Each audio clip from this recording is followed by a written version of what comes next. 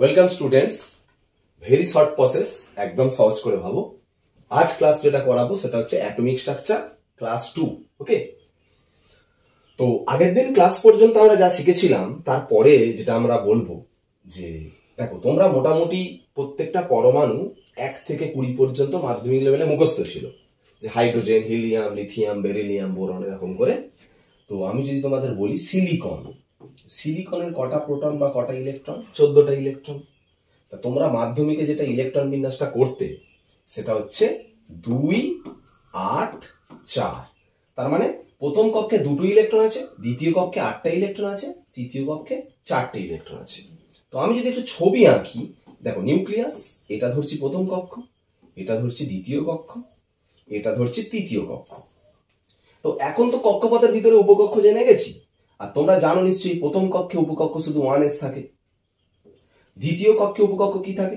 2টো উপকক্ষ থাকে দ্বিতীয় কক্ষে, 2s থাকে, 2p থাকে। তৃতীয় কক্ষে কটা উপকক্ষ থাকে? 3টে উপকক্ষ থাকে। কি কি? 3s, 3p, 3d।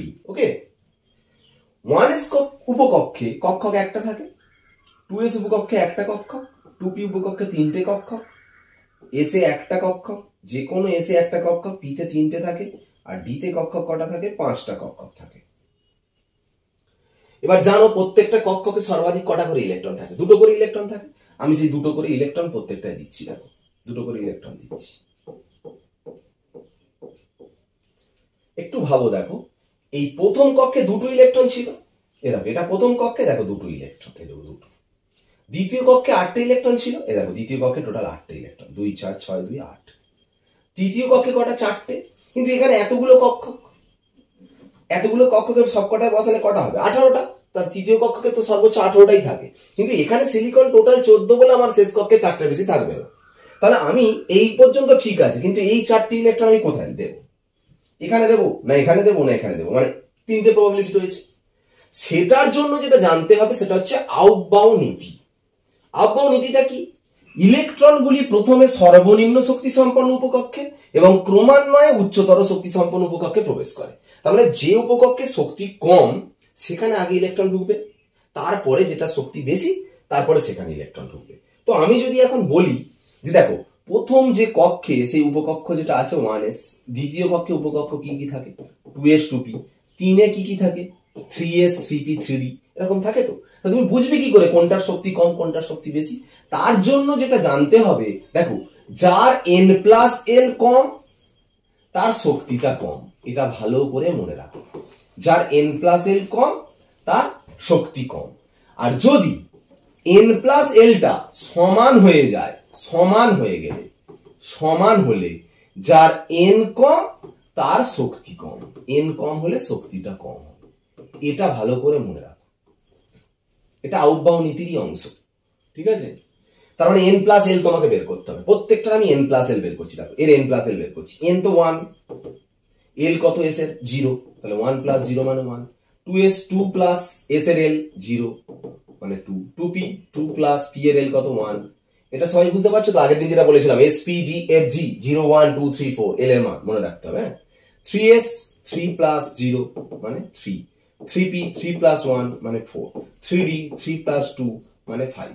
দেখো সব থেকে কম কোনটা হচ্ছে বলো তো? 1s। ওই জন্য 1s এর শক্তিটা কম, ওই জন্য দেখো 1s এর শক্তি সব থেকে কম। তারপরে দেখো 2s এর শক্তি, ওই জন্য 2s এর শক্তি তার থেকে একটু বেশি। আবার দেখো এটা দুটো সমান হয়ে যাচ্ছে, সমান হয়ে গেলে যার n-টা কম তার শক্তি কম।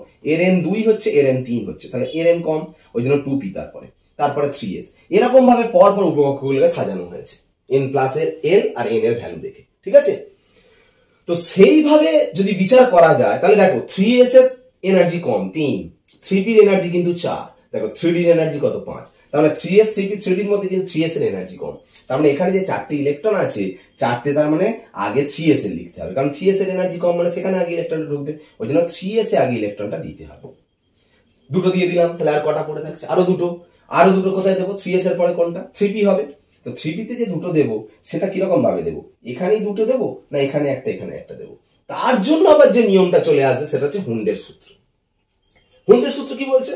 একটা নির্দিষ্ট উপকক্ষের ইলেকট্রন পূর্তি প্রক্রিয়ায় সমশক্তি সম্পন্ন কক্ষগুলি যতক্ষণ পর্যন্ত খালি থাকবে ততক্ষণ ইলেকট্রনগুলি এককভাবেই কক্ষগুলো দখল করবে এবং তাদের ঘূর্ণন একই দিকে হবে।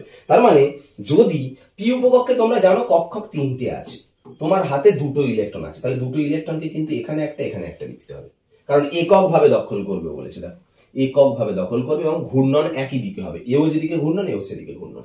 যদি আবার এক্সট্রা থাকে তখন এরকম, যদি আবার এক্সট্রা থাকে তখন ডাবল হবে এবং তখন ঘূর্ণনটা অপোজিট দিকে হবে। তার মানে তোমার হাতে যে দুটো ইলেকট্রন আছে তুমি কিন্তু এখানে দুটো দিতে পারবে না, তার মানে এখানে একটা দিতে হবে, এখানে একটা দিতে হবে। এই হচ্ছে ইলেকট্রন বিন্যাস। তাহলে দেখো পুরো মিলে যাচ্ছে। দেখো এই 3 নম্বর কক্ষে দেখো 4টি ইলেকট্রন, এই দেখো 4টে।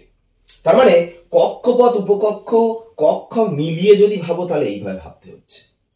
কিন্তু তুমি পরীক্ষার সময় কিন্তু এটা তো ছকেতে জাস্ট দেখালাম, ইলেকট্রন বিন্যাস যদি তোমাকে বলে কিভাবে করবে, দেখো ইলেকট্রন বিন্যাস বললে তুমি এই জিনিসটা মাথায় রাখবে, কোনটা, যে কোনটার এনার্জি কম, মানে কোন উপকক্ষের শক্তি কম কোন উপকক্ষের শক্তি বেশি, তোমাকে এটা মাথায় রাখতে হবে। আর কি মাথায় রাখতে হবে, যে কোনো এস উপকক্ষে কক্ষক একটা সর্বাধিক ইলেকট্রন দুটো, যে কোনো পি উপকক্ষে কক্ষক 3টে সর্বাধিক ইলেকট্রন 6টা, ডিতে কক্ষক 5টা সর্বাধিক ইলেকট্রন 10টা। এইটা মাথায় রেখে তোমাকে ইলেকট্রন বিন্যাস করতে হবে। আমি সিলিকনটাই করাচ্ছি। দেখো প্রথমে তার মানে ইলেকট্রন কোথায় ঢুকবে, 1s এ ঢুকবে, তাহলে প্রথম তুমি 1s লিখবে। এবার ভাবো এস এর সর্বাধিক ইলেকট্রন কটা, দুটো, ওইটা মাথায় 2 দেবে। তারপরে কোথায় ঢুকবে, 1s এর পর 2s লিখলে, এটাও তো একটা এস এর সর্বাধিক ইলেকট্রন কটা, দুটো, মাথায় 2 দেবে। তারপরে 2s এর পরে কত বলছে, 2p লিখবে। পি তে সর্বাধিক ইলেকট্রন কটা, দেখো 6টা, মাথায় 6 দেবে। তারপরে কোথায় বলছে 3s দিলে, এটাও একটা এস এর সর্বাধিক ইলেকট্রন কটা, দুটো, 2 দিলে। তারপরে কোনটা, 3s এর পরে 3p পি তে কটা ইলেকট্রন সর্বাধিক, 6টা। কিন্তু দেখো মোট তো 14টা, 2 2 4 6 10 12, এখানে তো 6টা দিতে পারবো না, তো মোট তো 14, তাই জন্য এখানে 2 দেবো। এটা ইলেকট্রন বিন্যাস। এবার যদি তুমি ছক কেটে অর্থাৎ কক্ষক দেখিয়ে দেখাতে পারো খুব ভালো হয়, যেমন এস এ কক্ষক কটা থাকে, একটা, পি এ 3টে, ডি এ 5টা, তারপরে এস এ কক্ষক একটা, দুটো ইলেকট্রন এইভাবে থাকবে, এস এ কক্ষক একটা, দুটো ইলেকট্রন এইভাবে থাকবে, পি এ কক্ষক 3টে, 6টা ইলেকট্রন মানে 1 2 3 4 5 6, এস এ একটা কক্ষক, দুটো ইলেকট্রন, পি তে 3টে কক্ষক, দুটো ইলেকট্রন কিভাবে থাকবে, এখানে একটা এখানে একটা। এটা করা কিসের জন্য, তোমার যদি সিলিকনের ইলেকট্রন বিন্যাস বলে এইটা করলেই ফুল মার্কস। কিন্তু এটা করবো এই কারণে, যদি তোমায় বলে সিলিকনের কটা অযুগ্ম ইলেকট্রন আছে, তাহলে কিন্তু বলতে হবে দুটো, তাহলে এই ঘর কাটলে তুমি বুঝতে পারবে দুটো অযুগ্ম ইলেকট্রন আছে। ওকে, এইভাবে সমস্ত ইলেকট্রন বিন্যাসগুলো তোমাকে করতে হবে। এবার দেখো একটা ইলেকট্রন বিন্যাস করার পর তুমি তার ক্যাটায়ন অ্যানায়নের ইলেকট্রন বিন্যাসও তোমাকে কিন্তু করতে হবে। কিভাবে, ধরো তোমাকে বলো নাইট্রোজেনের ইলেকট্রন বিন্যাস করো, নাইট্রোজেনের কত, 7, তাহলে ভাবো 1s 2, 1s এর পরে 2s 2, তারপর 2p 6 হয়, কিন্তু মোট তো 7, 2 2 4 3 এ 7, এটা নাইট্রোজেনের ইলেকট্রন বিন্যাস। কিন্তু তোমায় যদি বলে ধরো n প্লাস এর ইলেকট্রন বিন্যাস করো, ক্যাটায়ন প্লাস মানে কি, একটা ইলেকট্রন ছেড়ে দিচ্ছে বাইরে, তার মানে 2p3 ছিল, একটা ইলেকট্রন ছেড়ে দিচ্ছে, তার মানে কি হবে 1s2 2s2 2p2। যদি বলে n মাইনাস, মাইনাস মানে কি, অ্যানায়ন মানে একটা ইলেকট্রন বাইরে থেকে নিল, তাহলে 2p3 যেটা আছে বাইরে থেকে একটা নিলে কি হয়ে যাবে, 2p4 হয়ে যাবে, অর্থাৎ 1s2 2s2 2p4। এইভাবে ক্যাটায়ন অ্যানায়নের ইলেকট্রন বিন্যাস করতে হয়। আর তোমরা মাধ্যমিক লেভেলে এটা শিখেছো যে ইলেকট্রন সবসময় দেওয়া নেওয়া বাইরের কক্ষ থেকে হয়। দেখো এখানে কক্ষ কোনটা বলতো, এটা 1 নম্বর কক্ষ, কোনটা 2 নম্বর কক্ষ বলতো, এই দুটো মিলিয়ে কিন্তু, এটাও 2 এটাও 2, এইগুলো উপকক্ষ। এর এটা 1 নম্বর কক্ষ, এটা 2 নম্বর কক্ষ, এটা 1 নম্বর কক্ষ, এটা 2 নম্বর কক্ষ। যা হচ্ছে দেখো এই 2 নম্বর অর্থাৎ শেষ কক্ষের মধ্যেই হচ্ছে, দেখো শেষ কক্ষ থেকে ছাড়ছে, শেষ কক্ষতেই নিচ্ছে, যা কিছু হচ্ছে শেষ কক্ষ থেকে হচ্ছে। আমি এই প্রসঙ্গে আর একটা কথা, আর একটা এক্সাম্পল আমি তোমাদের দেব, যেটা হচ্ছে ধরো আয়রনের ইলেকট্রন বিন্যাস করছি, এফি কত 26, 1s 2 2s 2 2p 6 3s 2 3p 6, দেখো এই পর্যন্ত হলো 3p। তারপরে দেখো 4s আসছে, 4s এসে কটা থাকে, দুটো। তারপরে আসে দেখো 3d, দেখো 3d ডিতে কটা হবে, 2 2 4 6 10 12 6 18 20 6 26টা ইলেকট্রন। ওকে, আমি যদি এবারে বলি Fe2 প্লাস ফেরাস আয়নের ইলেকট্রন বিন্যাস করো, কি করবে, দুটো ছেড়ে দিয়েছে। সবাই যে ভুলটা করে এখান থেকে দুটো ছেড়ে দেয়, কিন্তু দেখো এটা 1 নম্বর কক্ষ, এটা 2 নম্বর কক্ষ, এইটা 3 নম্বর কক্ষ, এটা 4 নম্বর কক্ষ, 4 আছে, দেখো এটা শেষ কক্ষ। তার মানে ইলেকট্রন যে দুটো ছাড়বে শেষ কক্ষ থেকে ছাড়বে, মানে এখান থেকে ছাড়বে। আগেরটা ওই লাস্টে শেষ কক্ষটা ছিল বলে ওখান থেকে ছাড়ছিল, এখানে কিন্তু 4s থেকে ছাড়বে, 3d থেকে নয়।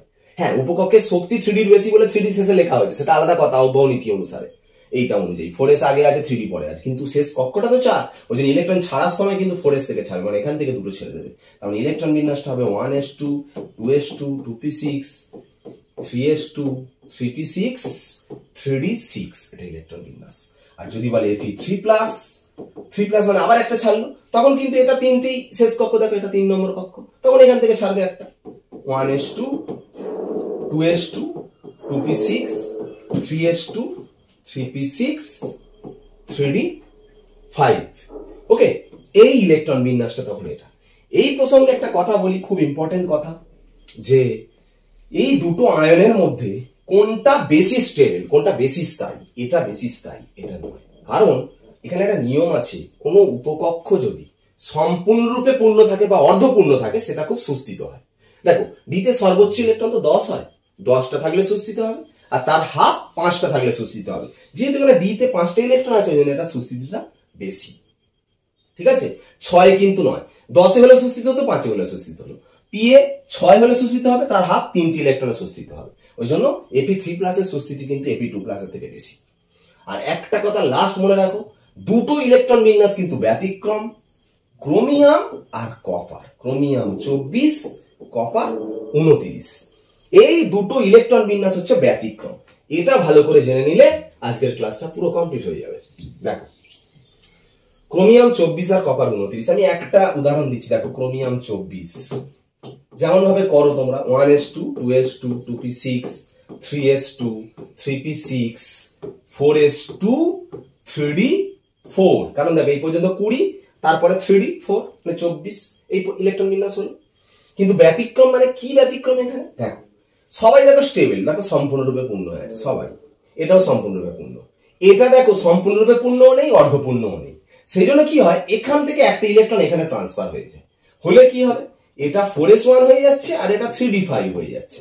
হলে দেখো এটাও অর্ধপূর্ণ হলে সুস্থিত হয়ে যাচ্ছে, আবার এটাও অর্ধপূর্ণের জন্য সুস্থিত হয়ে যাচ্ছে, মানে দুজনেই স্টেবল হচ্ছে।